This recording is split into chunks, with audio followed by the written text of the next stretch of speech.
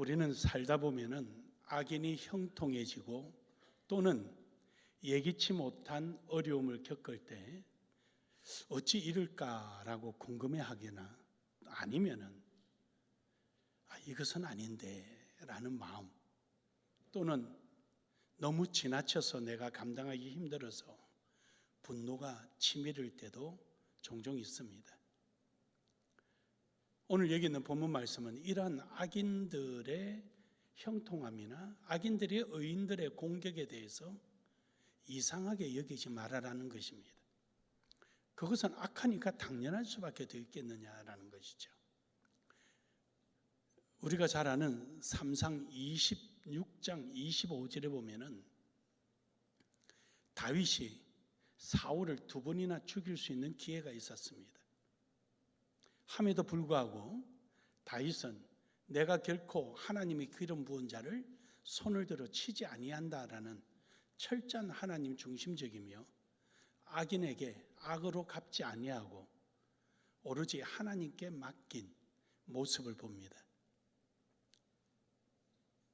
그러자 2번째도 죽일 수 있는 기회가 있었지만 음료수병과 물병과 창을 빼앗아 와서 고함을 지릅니다. 왕이여, 내가 당신 죽일 수 있어도 안 죽이고 여기 있지 않느냐? 왜 나를 죽이려 하느냐? 그때 사울이 다윗에게 한 말이 25절의 말입니다. 그런데 저기서 의미심장한 것은 맨 아랫줄에 보면은 다윗은 자기 길로 가고 사울은 자기 곳으로 가더라. 자기 길이라는 게 어디입니까? 또다시 정처 없는 도망자의 길이죠. 근데 곳이라는 곳은 사울이 들어가는 왕궁이지요. 만약에 다윗이 사울을 죽였더라면 다윗은 곳으로 가게 되는 것입니다. 함에도 불구하고 그의 길은 다시금 정처 없는 도망자의 길을 택하고 맙니다. 저런 고난과 고통을 겪었지만 사무엘상 31장에 보면은 결과는 전혀 달랐습니다. 사울은 전쟁터에 나가서 화살을 맞고 중상을 입고 난 다음에 뒤쫓아오는 적군에 의해서 죽게 생기자 내가 저 할 리 없는 자에게 칼에 맞아 죽으면은 창피한 일이니까 칼을 든 자기 부하에게 자기를 쳐라 그럽니다. 근데 어떻게 자기가 자기 왕을 쳐서 하나님 앞에 반역을 하겠습니까? 못한다고 하자 칼을 어디 돌 사이에 끼웠는지 모르지만 자기 칼을 거기에 세워놓고 그 위에 엎드려져서 죽습니다. 칼을 잡고 자기를 찌르면은 자살 행위가 되므로 그것은 하나님 앞에 죄하게 되니까 칼에 손을 잡지 않고 칼 위에 엎드려져서 자살합니다. 결국 그는 길에서 죽고 맙니다. 뿐만 아니라 그의 아들 사명제까지 다 똑같이 그렇게 죽었습니다. 다윗은 어쨌습니까? 다윗은 즉 예루살렘 왕궁에서 그가 평생 동안 거기서 살고 뿐만 아니라 그의 자손 대대로 그 곳에서 하나님의 은혜를 누리며 살았습니다. 사랑하는 여러분, 오늘 우리에게 닥치는 어떤 환난과 고난과 내가 이해하기 힘든 여러 가지 어려움이 있단다 할지라도 우리는 그것을 보고 나의 모든 것을 평가하지 말고 우리는 그러한 환경 속에서도 하나님을 향한 끝까지 잃지 않는 소망을 갖고 나아가기를 주의 이름으로 축복합니다. 이러한 사람이 복을 받을 수 있는 신앙을 가진 것입니다. 그러므로 여러분 복 있는 신앙 되기를 주의 이름으로 축복합니다. 복 있는 신앙은요, 소망의 문을 통해서 복은 들어온다는 사실을 아는 겁니다. 복 있는 신앙은 복이 어디서 오느냐 너무 잘 알아요. 소망의 문을 통해서 오는 겁니다. 오늘 본문 말씀 9절에 보니까 그 말씀 아시죠? 여호와를 소망하는 자들은 땅을 차지하리로다. 아무리 악한 자가 악을 행하고 악한 자가 괴롭히고 내게 여러 가지 문제가 있고 힘듦이 있다 한다 할지라도 우리가 놓치지 말아야 할 것은 소망의 문입니다. 그 소망의 문을 들어가야 거기에 하나님의 복이 오기 때문입니다. 우리는 그 소망을 잃어버리게 될 때 모든 것을 잃어버리고 마는 것입니다. 그러므로 시편 123편 2절에서 3절에 보면은 우리는 하나님의 은혜를 사모하는 것입니다. 왜냐하면은 여종은 주모의 손을 바라보고 우리는 여호와를 바라보는 것입니다. 우리는 하나님의 은혜를 바라보며 소망 가운데 있기를 주의 이름으로 축복합니다. 이사야 42장 4절에 보면은 우리의 뜻대로 살아가는 것이 아니라 하나님의 말씀대로 살아가는 것입니다. 하나님께서 우리에게 주시는 말씀, 하나님께서 우리에게 요구하시는 말씀대로 살아갑니다. 그는 쇠하지 아니하고 낙담하지 아니하며 세상에 공의를 세우기 이르기를 섬들아 그 교훈을 앙망하여라. 하나님의 말씀에 우리의 모든 근거요, 하나님의 말씀에 의하여 살아가는 것입니다. 이것이 이루어지지 않으면 하나님의 말씀에 의미가 없는 것입니다. 저는 목사님들에게 설교학을 강의할 때마다 설교 속에 세 가지가 담겨져 있느냐를 물어보는 거예요. 세 가지가 담겨져 있느냐. 그 세 가지가 없으면 연설문이지 설교가 아니라는 거죠. 연설문보다 못하다면 그 설교는 죽은 거다. 그 세 가지가 담겨져 있어야 돼요. 그럴 때 비로소 올바르게 설교로서의 역할을 하는 겁니다. 처음에는 논리가 분명하냐? 당신 소리냐? 성경에 있는 내용이냐? 논리가 분명하냐? 목적이 분명하냐?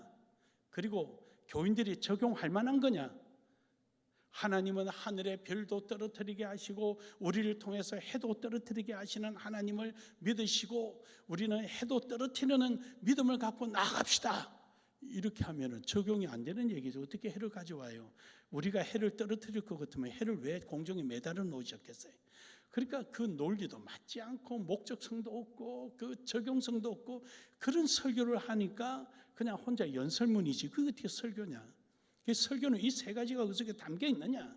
떠들지 말고 그냥 이번 주 설교와 지난주 설교와 그전 설교와 오늘 설교에서만 12월 달에 할 설교와 1월 달 설교와 어떤 연관관계가 있느냐? 이 연관관계 없다면 파편적 설교요 연설에 지나지 않는 거죠. 설교가 전체가 연관이 있어서 적어도 오전 오후의 설교에 108편의 설교는 4편의 설교는 연결이 되어 있어야지. 왜 그 설교를 하게 됐는지, 해서 뭘 하려는지, 교인이 어떤 상태인데 그 설교를 하는 건지 이것이 살펴져야지요. 의사도 환자의 질문을 위해서 어디 아픈지 확인하고 원인을 찾아서 치료를 하는데 하물며 전인적인 치료를 해야 될 설교가 성도들 상태도 모르고 오늘 설교와 다음 설교를 모른다면 그거 어떻게 하겠냐는 거예요. 약방에 있는 약사도 약을 쓸 때 경도에 따라서 쓰는 순서가 다르고 넣는 내용이 다른데 어떻게 해서 목사가 설교를 하는데 연결성도 없는 설교 하고 나서 휙 던지는 한 편의 설교가 돼서 되겠느냐. 저는 항상 그거 가르칩니다. 오늘도 우리 김은성 목사님 어디 교회 설교하러 가는데 딴 거 보지 말고 교인들 사랑하는 마음으로 가라. 내가 어떻게 설교 잘하겠다. 그렇게 하지 마라. 잘하면 얼마나 잘하고 못하면 얼마나 못하냐. 정말로 영혼을 사랑하는 마음으로 오늘도 이 설교가 내뱉어져야지. 그렇지 않으면 하나님 안 받으신다. 사랑하는 여러분, 오늘도 우리는 하나님의 말씀 안에 교훈을 삼고 가기를 주의 이름으로 축복합니다. 우리가 아무리 그 교훈을 삼고 가더라도 우리에게 한계가 있습니다. 해서 사도행전 1장 4절에 보면은 성령의 능력을 입으라는 거죠. 성령을 기다려라. 그렇습니다, 여러분. 우리는 성령이 그 일을 깨닫게 해주시고 생각나게 해주시고 만들어 주시는 거예요. 그럴 때 하나님께서 역사하시는 겁니다. 고린도전서 3장 16절에 보면은 우리는 성령의 전이라 그럽니다. 다시 말해서 우리는 하나님과 함께하고 있는 겁니다. 내 삶이 바로 하나님의 집에 있는 것이요, 내 삶이 바로 하나님과 동행하는 삶인 것입니다. 그러므로 시편 73편 25절에 보면은 우리는 늘 내 안에서 역사하시는 하나님을 사모해야 합니다. 그래 하나님이 나를 지각을 있게 하시고 생각나게 하시고 문득문득 내 갈 길을 깨닫게 해주셔서 내 주장대로 하지 않고 내 안에서 나를 인도해 주시고 역사해 주시지 않겠습니까? 그래서 내 안에 계신 하나님을 늘 사모해야 하는 겁니다. 하나님 인도해 주십시오. 어떻게 하면 좋겠습니까? 뭘 깨닫게 해주면 좋겠습니까? 어떻게 이루어가면 좋겠습니까? 늘 하나님 앞에 그걸 구하는 거죠. 우리 이영민 목사님이 영어 통역 자격증이 있는가 봐요. 그럼 설진아 목사님하고 둘이서 대화를 해요. 우리 목사님 같은 경우가 통역하기 제일 힘들죠. 무지무지 힘든데 지금은 괜찮아요. 처음부터 나를 그렇게 훈련시켰어요. 원고를 줘본 적이 없거든요. 저도 가서 오늘 무슨 설교할까? 저는 전혀 모르잖아요, 그 사람들을. 그래서 어디 와달라, 강의해달라, 그러면 그냥 가는 거예요. 가서 가만히 보고 물어봐요. 저 사람들이 뭐 하는 사람이냐, 어떤 류의 사람이냐. 설리나 목사님도 모르거든요. 자기도 처음 보는 사람들이 뭐 하는 사람이냐, 뭐 때문에 여기 모였느냐. 그러냐, 오케이, 그러면 내가 그렇게 하지. 그 적석에서 강의해 줍니다. 그러면 똑같은 내용을 가지고 가는 데마다 그 사람들 실력에 따라서 순차에 맞춰서 강의를 해줍니다. 지금까지 그렇게 20년 넘게 해오다 보니까 설리나 목사님, 이영민 목사님, 나는 이제 석 달 돼서 괜찮아요. 한 번도 원고를 줘본 적이 없습니다. 이제 요즘은 이제 좀 하이클래스 팀들을 이제 강의를 하다 보니까 철학이 좀 들어가고 이래서 그거는 조금씩 제가 해주고 PPT를 제가 영문으로 다 번역해서 가져갔으니까 보면은 이제 본인들이 느끼니까 이제 하죠. 어쨌든 그 환경에 맞춰야 되고 그 사람에 맞아져야 되는 거예요. 그래서 그럴 때마다 저는 기도하는 거게 하나님 역사해 달라고. 내가 알면 얼만큼 알고 이들이 어떻게 지내지냐. 그리고 내 말이 다 설리나 목사님 이해되게 해달라. 내가 아무리 뛰어나도 통역하는 사람이 엉터리 해버리면 다 끝나버리는 거예요. 옛날에 이단이 와서 통역한다고 해달라 해가지고 보니까 이단이라고 그래서 바꿔가지고 통역 다 했다 그러더라고요. 왜냐면은 이단이니까 우리 하지 맙시다 이러면은 그 많은 사람의 밥 시키고 다 했는데 밥값을 이 사람 안 내고 가면 안 되니까 어쩔 수 없이 통역을 했는데 다 바꿔서 통역했다 그러더라고요. 그래서 하나님 앞에 늘 구하는 거예요. 하나님, 설리나 목사님 지혜롭게 해달라고, 잘하게 해달라고. 그럴 때마다 하나님의 역사는 일어나서요. 참으로 놀라울 정도로. 근데 뭐 그게 또 어쩔 때는 당연시 여겨질 때도 있지만 어쨌든 하나님의 역사는 그렇습니다. 그래서 우리는 하나님을 사모하고 사모함이 바로 내가 하나님과 함께 살고 있다는 겁니다. 시편 27편 4절에 보면은 우리는 하나님과 함께 생활하고 있다는 것이죠. 그러므로 내가 여호와의 청하여 한 가지 일은 여호와의 전에 있게 하시고 여호와의 전 안에 있는 아름다움을 늘 보게 하옵소서. 그러니까 성전 안에 그 아름답게 꾸며놓은 모습을 늘 보게 해달라는 겁니다. 우리의 삶이 여러분이 내딛는 발걸음마다 하나님의 역사하신 그 아름다운 삶들을 여러분의 경험되어지기를 주의 이름으로 축복합니다. 두 번째로 복이 있는 신앙은요, 인내와 동행을 합니다. 소망은요, 항상 인내와 함께 동행을 합니다. 오늘 여기 있는 본문 말씀에 10절에서도 보면은 그러죠. 잠시 후에는 악인이 없어지리니 내가 그곳에 자세히 살필지라도 없으리로다. 잠시 후에는 악인이 없다. 그러니까 지금까지는 악인이 있다는 것이죠. 마지막이 없지만 지금도 있는 거예요. 그래서 늘 우리를 괴롭히고 힘들게 하고 7절에도 보면은 여호와 앞에 잠잠하고 참고 기다리라. 자기같이 형통하게 악한 꾀를 이루는 자 때문에 불평하지 말지어다. 왜요? 우리에게는 늘 그럴 수밖에 없는 거죠. 아담과 하와에게 가서 유혹을 한 것도 악한 사탄이 그 일을 한 거 아닙니까? 항상 우리에게는 늘상 있는 일입니다. 그러므로 여러분, 소망은 인내와 함께 동행하는 거예요. 참고 이겨낼 때 그것이 가능하다는 것입니다. 고린도전서 15장 19절에 보면은요, 그리스도 안에서 우리가 바라는 것은 다만 이생뿐 모든 사랑 가운데 우리를 더욱 불쌍한 자이라. 그러니까 결국 우리가 이렇게 인내하고 어려움을 이겨내고 살아가는 우리의 삶이 이거로 끝난다면 우리는 불쌍하다. 왜 참냐? 차라리 악하고 그냥 친해지는 게 낫지. 근데 그건 아니라는 거죠. 우리는 분명하게 참고 이겨내면은 마지막에 하나님의 약속이 있다. 여러분, 그 약속 안에 있기를 주의 이름으로 축복합니다. 히브리서 6장 19절에 보면은 우리가 이제 소망을 가지고 소망은 영혼의 닭 같아서 우리는 휘장 안에 들어간다. 다시 말해서 1년에 대속죄일에 대제사장이 대속죄를 위해서 들어가던 지성소 안을 대제사장만 들어갔는데 이제는 우리도 예수 그리스도 때문에 들어갈 수 있는 거죠. 우리는 기독교적인 소망이란 말은요, 어제나 오늘이나 동일하게 변함없이 하나님의 약속을 굳게 믿고 있는 상태를 소망이라 그럽니다. 그러면 우리는 어제나 오늘이나 동일하게 하나님께서 우리에게 약속하신 그 약속을 굳게 믿고 있는 이 상태를 우리는 소망이라 그러는데, 우리는 이 소망이 현실로 이루어지게 되는 것이죠. 바로 지성소 안에 들어갈 수 있는, 즉 천국 안에 들어갈 수 있는 거죠. 그때까지 우리는 포기하지 말아야 될 것은 소망을 붙들고 인내하는 것입니다. 여러분, 사냥개가요, 토끼를 잡으러 갈 때 한 마리가 토끼를 보고 왕왕 짖으면서 잡으러 갑니다.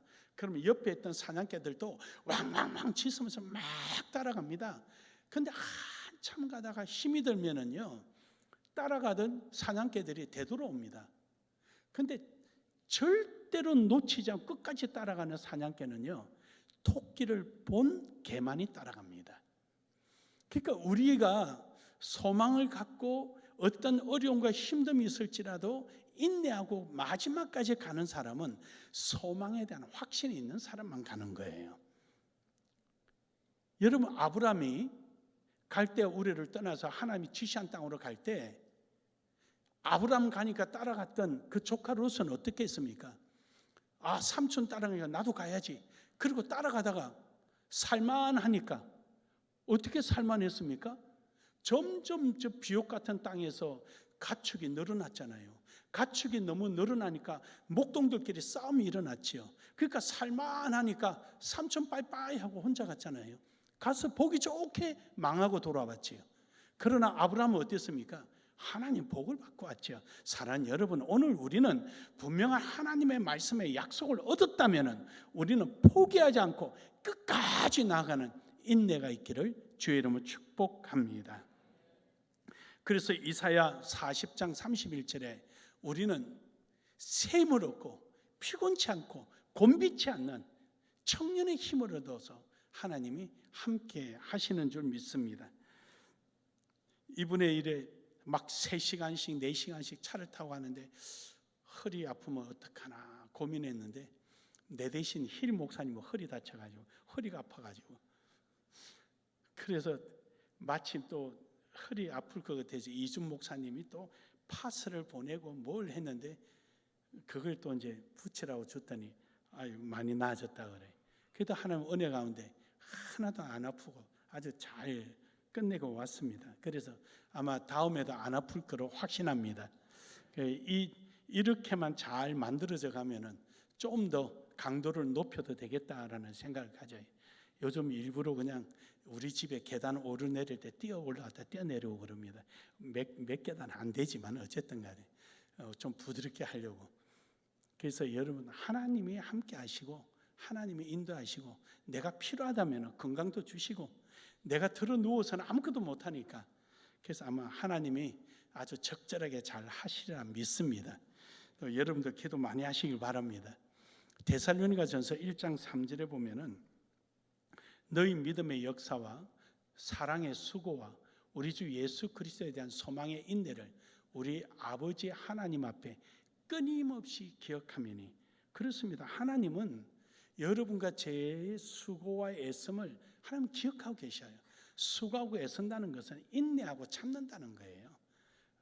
인내하고 참는 모습을 하나님이 기억하시고 거기에 대해서 하나님은 응답을 해주셔요. 디도서 3장 7절에 보면은 우리는 그의 은혜에 힘입어 어렵다 하심을 얻어 영생의 소망을 따라 상속자가 되게 하려 하심이라. 상속자. 여러분, 우리가 하나님과 우리 사이에는 부자간의 관계예요. 상속의 관계거든요. 근데 상속의 관계라고 해서 상속을 무조건 받느냐? 아니에요.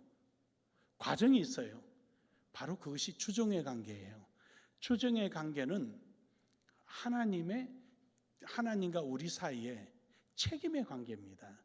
그래서 달란트 비유가 주종의 관계예요. 상속받은 것을 관리할 수 있는 능력을 키워야 된단 말이죠. 이래서 나는 너희를 종이라 하지 아니하고 친구라 하리니, 종이라 하지 아니한다는 말은 종은 시킨 대로 하는 것이고 친구는 주인의 뜻을 아는 거예요. 그 친구라는 누굴 두고 하는 말이냐? 청지기를 두고 하는 말이에요. 청지기는 주인이 없을 때 깨어 있어서 자기 종들을 때에 맞춰서 먹을 것을 주고 관리하는 사람이에요. 그래서 친구는 주인의 뜻을 아는 거예요. 그러므로 우리가 하나님의 상속을 받을 때 책임을 다하는 상속이 있는 거죠. 그러므로 여러분, 오늘 여러분과 저는 어떤 어려움이 있고 힘듦이 있을지라도 인내하며 하나님께 소망을 두고 끝까지 나아갈 때 하나님이 함께 하시는 줄 믿으시기를 주의 이름으로 축복합니다. 로마서 15장 13절에 보면은 소망이 하나님이 우리 모든 기쁨과 평강의 믿음 안에서 너에게 충만하사 성령의 능력으로 소망이 넘치게 하시기를 원하노라. 그러냐, 우리는 어려움이 오고 부딪힘이 오면은 이것을 어떻게 이겨나갈까, 어떻게 조치할까, 어떻게 할까 참 힘들죠. 그럴 때마다 성령의 하나님이 우리를 역사하시고 주관해 주시는 겁니다. 필리핀에 있는 한국 목사님들이 그래요. 선교사님들이, 목사님, 우리는 우리 사역지에 필리핀 전도사 하나도 머리가 아플 때가 있고 눈치를 봐야 할 때가 있는데 목사님은 어떻게 이 크나큰 조직을 차차차차차 만들어서 위에 한마디 하면 쫙 움직입니까? 가르쳐 드릴까요? 좀 가르쳐 주세요. 딱 하나입니다. 신뢰입니다. 신뢰만 가져보십시오. 죽기까지도 할 겁니다. 필리핀에 우리가 하고 있는 이 모든 것은 신뢰입니다. 어디 가다가 길거리에 먼지 나는데 그 허연 우리나라 쓰지도 않는 옛날 냄비 거기에다가 몇 개 놓고 밥, 반찬, 기름기 잔뜩 한 거 국물 떠다가 손으로 비벼서 먹을 때 같이 먹어야죠. 근데 먹는 게 어쩔 수 없이 먹는 게 아니라 그분들이 볼 때 야, 정말로 우리 사랑하구나. 그 설리나 목사님 어머니가 그랬대요. 설리나 목사님한테. 김상윤 목사님은 참 필리핀을 사랑한다. 그분도 설교 들을 때마다 잘 우셔요. 또 그 CCT 이사장님도 맨 앞자리에 앉아서 설교할 때마다 울어요. 그럼 맨날 끝나면 내 손잡고 고맙다고, 사랑해 주셔서 고맙다고. 전 정말 필리핀 사랑해요. 왜냐하면은 거기는 다 가졌어요. 성경이 있죠. 하나님 알죠. 예수님 알죠. 영어 할 줄 알죠. 적응력 뛰어나죠. 다 가졌어요. 구원의 길만 가르쳐주면 나머지는 알아서 합니다. 얼마나 편합니까? 왜 그 길을 놓치고 있어요? 그 사람들이 가서 다 전하면 되죠. 가르쳐주면은 너무 편해요. 그래서 저는 너무 사랑해요. 그래서 항상 가는 데마다 힐 목사님이 나를 소개할 때는 필리핀어 김상윤 목사다. 맨날 필리핀 사람이라고 소개를 해요. 그래서 어쩔 수 없이 따갈로그 인사를 안 할 수가 없는 그런 환경이에요. 그래요, 여러분. 신뢰예요, 신뢰. 얼마만큼 진실하냐, 얼마만큼 그런 우리가 가지느냐. 사랑하는 여러분, 오늘도 우리는 소망은 인내와 동행한다는 것 잊지 않고 함께 가기를 주의 이름으로 축복합니다. 마지막으로 인내는 약속된 또 다른 복이다. 우리에게 오는 환난, 이것을 인내는 또 다른 약속된 복이다라는 거죠. 그냥 그것이 지나가는 것이 아니라 우리에게 필요한 거예요.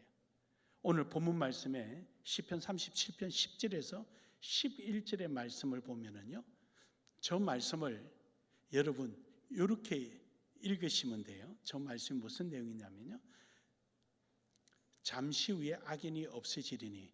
왜냐하면요, 이스라엘 백성들이 출애굽하여서 나왔는데 제일 먼저 큰 시험거리가 홍해였어요.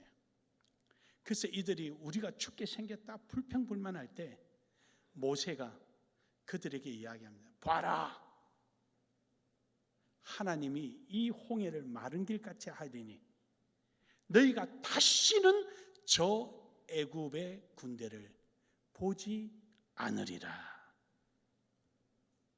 그래서 이스라엘 민족이 지나가고 애굽의 군대가 지나가려고 홍해 안에 다 들어왔을 때 물이 덮쳐서 그들이 죽고 다시는 보지 않게 된 거죠. 잠시 후에는 악인이 없어지리니. 사랑하는 여러분, 인내하며 갈 때 바로 없어진 그 자리가 하나님 복이 임하는 자리임을 믿으시길 바랍니다. 홍해의 그 한가운데가 이스라엘 백성들에게는 구원의 장소요, 악인에게는 멸망의 장소였기 때문입니다. 그래서 아무리 자세히 살펴볼지라도 없습니다. 11절에 가서는 그러나 온유한 자들은, 온유하다는 말이 뭡니까? 불평하지 않고 불만하지 않고 의심하지 않고 어린아이처럼 시키면 시킨 대로 예, 저러면 저런 대로 예 하는 그런 순종은 결과지만 순종, 충성, 믿음 모든 것을 할 수 있는 기본적인 내적인 준비된 상태가 온유한 것입니다. 토를 달지 않고 이유를 묻지 않는 그런 사람들은 땅을 차지하며, 어떻게 차지했습니까? 거기에서 나와서 구름기둥과 불기둥으로 인도하였더니 가나안 땅을 차지한 거죠. 누구만 들어갔습니까? 첫 세대는 다 죽었어요. 온유하지 못한 자들은. 그러나 온유한 자들만, 믿음으로 요단강을 내딛는 자들만이 그 속에 들어가서 차지했다는 사실입니다. 차지했다. 그들이 가질 수 있는 것이 아니라 하나님이 가질 수 있도록 허락해 주셨다는 것입니다. 사랑하는 여러분, 여러분이 기도하고 소망하는 일들이 하나님이 가질 수 있도록, 차지할 수 있도록 은혜를 받기를 주의 이름으로 축복합니다. 그래서 사도행전 2장 25절에서 26절에 보면은 다윗의 말이죠. 그러므로 내 마음이 기뻐하고 내 혀도 즐거워 육체도 희망에 거하리니. 그렇습니다. 어떤 경우와 어려움이 있더라도 요동치 아니하고, 다윗은 사울이 그렇게 못살게 굴고 주변에서 누가 보더라도 사울이 해도 너무하고 사울을 골백 번 죽이더라도 이상하지 않을 만큼 고통을 당했음에도 불구하고 그는 끝까지 하나님 앞에 자기 신앙을 지켰더니 결국은 그 희망이 현실이 되는 줄 믿으시길 바랍니다. 그래서 히브리서 11장 8절에 보면은 아브라함은 믿음으로 부르심을 받았을 때 순종하여 장래 유업을 받아 나아갈새 갈 바를 알지 못하고 나아갔으며, 아브라함은 그랬죠. 아브라함은 자기가 있던 갈대 우르의 그 모든 기득권을 다 포기하고 그 어디로 갈지를 모르고 갔지만 그 인내하였더니 그 간 곳에 이삭을 얻게 되고 간 곳에 히브리 민족이 번창하게 되는 역사가 일어난 것입니다. 그래서 히브리서 11장 11절에 보면은 사라도 자기는 모든 게 끝났죠. 단산되었죠. 경수도 끝나고 나이도 많고 도무지 불가능한 그러한 몸의 상태에서 하나님께서 이삭을 허락해 주신 겁니다. 여러분, 실패되고 포기되고 모든 실망의 현장 자리에 실망하지 않고 절망하지 않고 믿음으로 지켜나아갈 때 하나님은 또 다른 역사로 우리에게 은혜를 주시는 줄 믿으시길 바랍니다. 히브리서 11장 17절에 보면은 이삭을 하나님 앞에 드렸지만 이삭이 들어진 것이 아니라 이삭을 통하여 하나님은 아브라함에게 더 크고 놀라운 걸 주셔서 아브라함을 일컬어 믿음의 아버지라는 이름을 얻을 수 있도록 하나님은 허락해 주셨습니다. 사랑하는 여러분, 지금 여러분에게 힘들고 어려운 게 뭐가 있습니까? 지금도 여러분이 참아내야 할 일들이 뭐가 있습니까? 또는 참는다고 참는데 어느 한계에 왔다고 느끼는 게 뭐가 있습니까? 여러분, 함께 동행하십시오. 참는다고 생각하지 말고 함께 동행하십시오. 그럴 때 바로 그 자리가, 여러분을 힘들게 하는 바로 그 대상이, 여러분이 힘들며 땀을 흘리며 눈물을 흘렸던 그 자리가 바로 기쁨의 자리요, 하나님의 역사의 현장이요, 하나님의 은혜의 자리가 될 것입니다. 오늘도 사랑하는 여러분, 복 있는 신앙을 가지고 소망 중에 절거하며 기뻐하며 나아가는 여러분 되기를 주의 이름으로 축복합니다. 축복합니다.